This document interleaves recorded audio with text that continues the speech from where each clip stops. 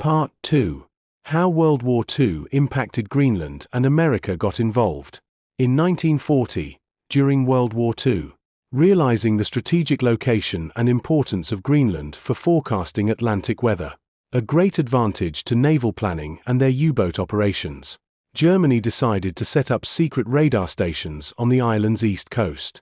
They got help at this from their Norwegian allies.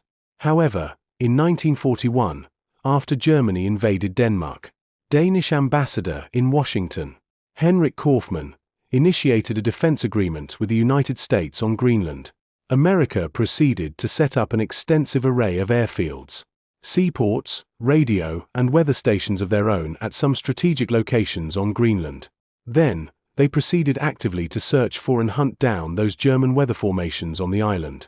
They succeeded to knock out quite a few, and Germany soon lost their presence there. But the Americans have maintained their presence on Greenland ever since.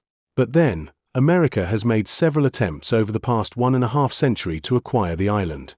The first on record was in 1867 under President Andrew Johnson, when Secretary of State William Seward also wanted Iceland, just after the United States' successful purchase of Alaska from Russia. In 1910, there were propositions of land swaps with Denmark. Those ultimately failed. Then, in 1946, under President Harry Truman, the United States secretly offered Denmark to purchase Greenland for $100 million in gold. It was rejected. The island remained under Denmark and eventually came under the umbrella of NATO protection, as Denmark became a member of the Security Alliance.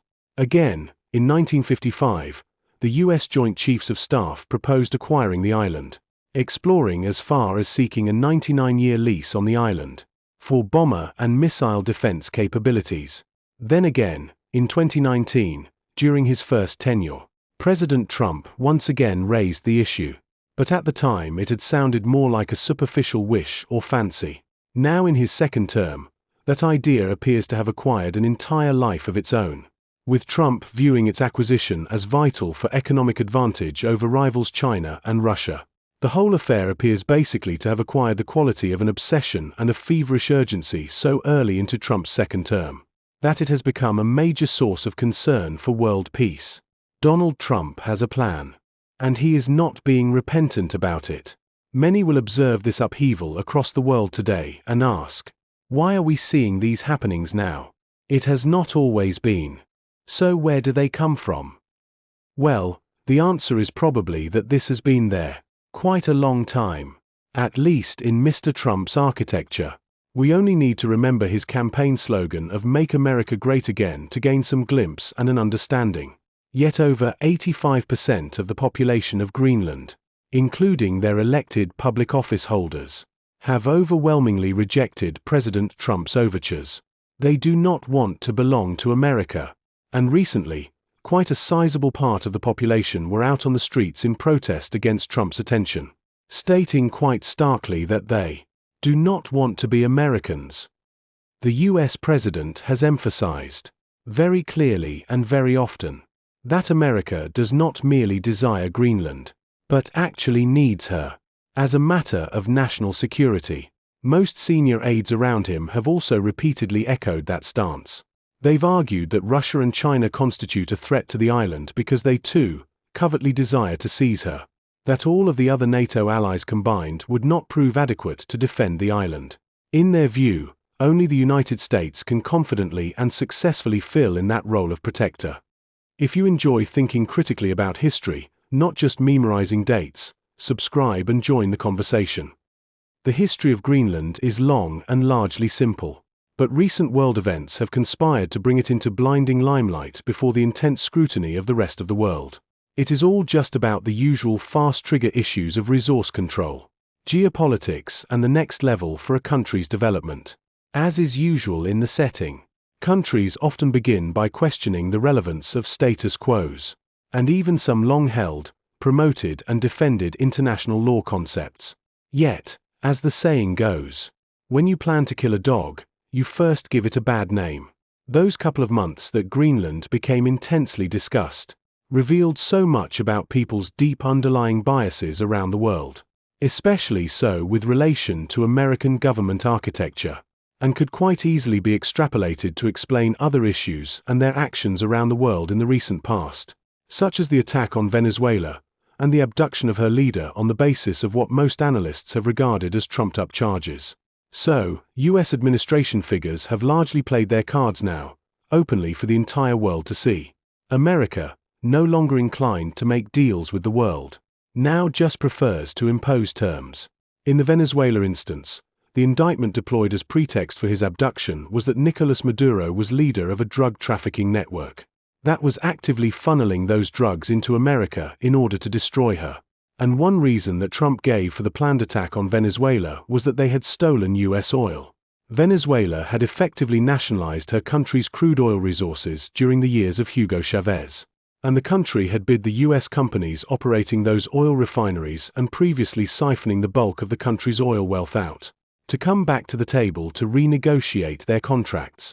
The US government had effectively backed their refusal, and that, effectively, was what Trump was calling Venezuelan theft of US oil.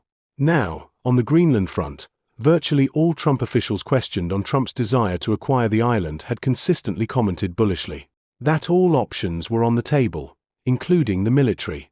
According to virtually all statutes of international law at the moment, Greenland is a constituent and integral part of the Kingdom of Denmark. Ironically, another NATO member. For such a previously very hawkish advocate and defender of international law as the US, such a state of disjunction as has so recently been exposed is quite disappointing. It can only mean that they have come to the conclusion that international law is just a tool that can be used and then discarded at the next convenient moment, and that such a treatment could be so easily meted out to an alliance member means it can be even more easily done to others. But that is not the end.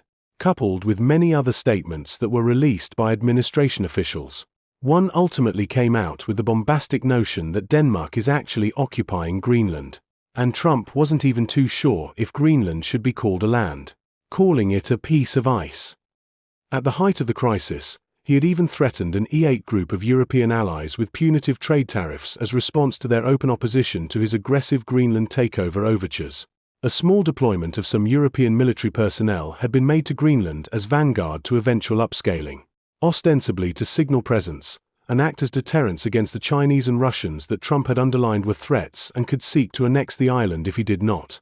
It was only after he realized that the alliance was nearing the real risk of a total collapse at his provocation that he finally walked back his threat of possibly using military force to acquire Greenland. And his punitive tariffs threat also died the natural death.